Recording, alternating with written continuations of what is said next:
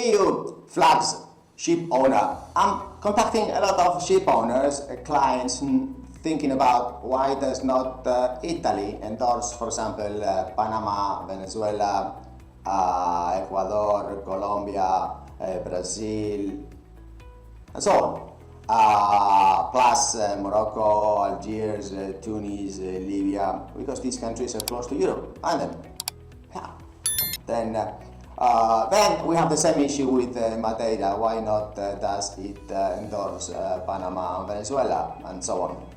And then we have the same issue with Cyprus regarding those countries. And then we have the same issue with Malta. And then we have the same issue with Holland. And then we have the same issue with the Spanish flag. And then we have the same issue now. The Shipowner, European Shipowner Association, the International Association of Shipowners, the Association of European Flags, of International Flags, the European Union members, the parliaments, so many parliaments and governments. Could you really get your act together and really accept those countries? Because you see, Spain does accept some countries, and then some does Italy and Holland, and then Cyprus, Malta, Madeira, and then the French, and then we have the German, and then we have the Greek, and then we have the Finnish, and you see, we could really go on and go on and go on about these endorsements and certificates. Now that we have a huge war in Iran, and are we going to look, European ship owners, to our families?